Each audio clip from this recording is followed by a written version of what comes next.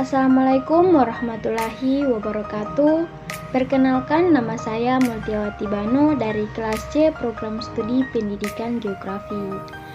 Baiklah, pada kesempatan ini saya akan menjelaskan tentang konsep hidrologi dan siklus hidrologi.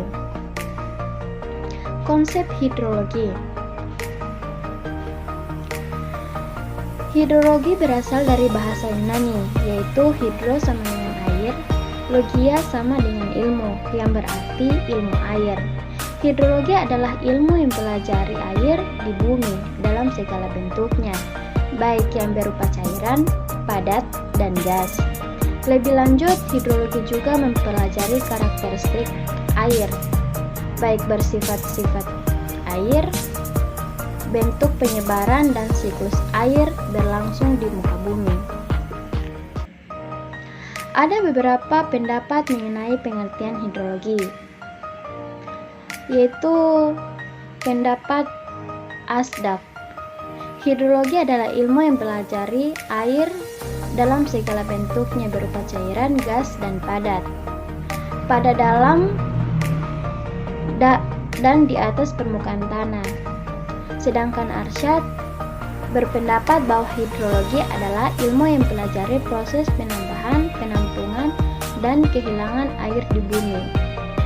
Sing menjelaskan pengertian hidrologi adalah ilmu yang membahas karakteristik, kuantitas, dan kualitas air di bumi menurut ruangan serta waktu, termasuk proses hidrologi, pergerakan, penyebaran, sirkulasi, tampungan, eksplorasi, pengembangan maupun manajemen. Serta Lindsay mengatakan bahwa hidrologi adalah ilmu yang membicarakan tentang air di bumi, baik itu mengenai kejadiannya, jenis-jenis, sirkulasi, sifat kimia dan sifat fisik, serta reaksinya terhadap lingkungan maupun kehidupan. Ruang lingkup hidrologi. Hidrologi merupakan cabang ilmu geografi yang mempelajari pergerakan, distribusi, dan kualitas air di seluruh bumi, termasuk siklus hidrologi dan sumber daya air. Orang yang ahli dalam bidang hidrologi disebut hidrolog, bekerja dalam bidang ilmu bumi dan ilmu lingkungan, serta teknik sipil dan teknik lingkungan.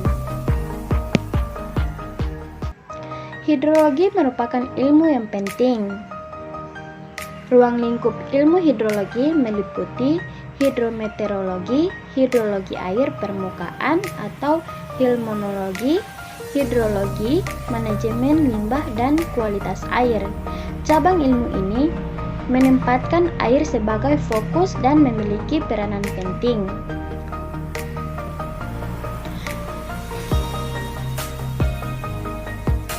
Selanjutnya, siklus hidrologi. Siklus hidrologi, air secara alami mengalir dari hulu ke hilir, dari daerah yang lebih tinggi ke daerah yang lebih rendah. Air mengalir di atas permukaan tanah, namun air juga mengalir di dalam tanah. Di dalam lingkungan alam, proses perubahan wujud gerakan aliran air di permukaan tanah, di dalam tanah, dan di udara mengikuti suatu siklus keseimbangan yang dikenal dengan siklus hidrologi. Siklus hidrologi adalah siklus air yang tidak pernah berhenti dari atmosfer ke bumi dan kembali ke atmosfer melalui kondisi partisipasi, evaporasi, dan transpirasi. Neraca air merupakan neraca masukan dan keluaran air di suatu tempat pada periode tertentu, sehingga dapat untuk mengetahui jumlah air tersebut, kelebihan ataupun kekurangan.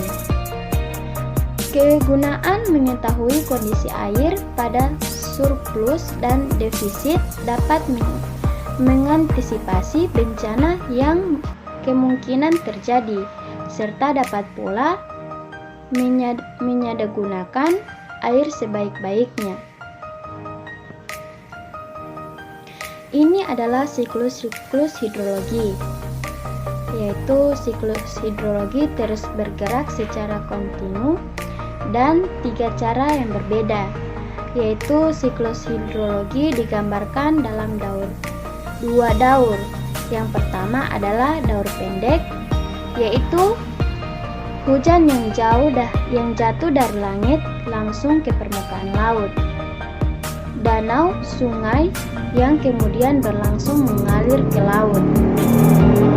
Siklus yang kedua adalah siklus panjang, ditandai dengan tidak adanya seragaman waktu yang diperlukan oleh suatu daur. Siklus kedua ini memiliki rute perjalanan yang lebih panjang daripada siklus yang pertama. Siklus pendek atau yang dikenal juga dengan siklus kecil. Siklus hidrologi kecil ini merupakan siklus yang paling sederhana karena hanya melibatkan beberapa tahapan saja. Siklus air yang selanjutnya adalah siklus sedang. Siklus sedang tentunya memiliki proses yang sedikit lebih panjang daripada siklus hidrologi pendek. Dan siklus panjang. Siklus hidrologi panjang atau siklus hidrologi besar memiliki tahapan yang lebih kompleks daripada 2 siklus di atas. Berikut pengertian neraca air. Neraca air atau water balance merupakan bagian dari keilmuan hidrogeometeorologi yang menggambarkan hubungan antara inflow dan outflow pada suatu wilayah selama periode tertentu. Dalam perhitungannya, neraca air dapat menggambarkan curah hujan yang tertampung dalam daerah reservoir, penguapan kembali sebagai evaporasi, air yang mengalir di permukaan sebagai solvi, maupun infiltrasi air tanah. Neraca air memegang peranan sangat penting dalam ilmu kerekayasaan, terutama rekayasa teknik sipil bidang infrastruktur air seperti irigasi. Komponen neraca air meliputi kapasitas penyimpanan air. Dalam konsep siklus hidrologi, bahwa jumlah air di suatu luasan tertentu di permukaan bumi dipengaruhi oleh besarnya air yang masuk dan keluar. Model neraca air. Yang pertama, model neraca air umum. Model ini menggunakan data-data klimatologis dan bermanfaat untuk mengetahui berlangsungnya bulan-bulan basah. Yang kedua, model neraca air lahan. Model ini merupakan penggabungan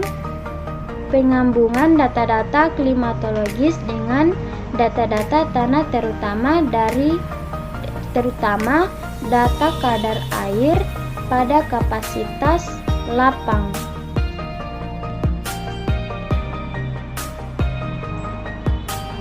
Yang ketiga, model neraca air tanaman. Model ini merupakan penggabungan data klimatologis, data tanah, dan data tanaman. Neraca air ini dibuat untuk tujuan khusus pada jenis tanaman tertentu. Data tanaman yang digunakan adalah data koefisien tanaman pada komponen keluaran dari neraca air. Sekian, terima kasih. Itulah hasil presentasi dari saya. Apabila ada kesalahan, saya mohon maaf. Wassalamualaikum warahmatullahi wabarakatuh.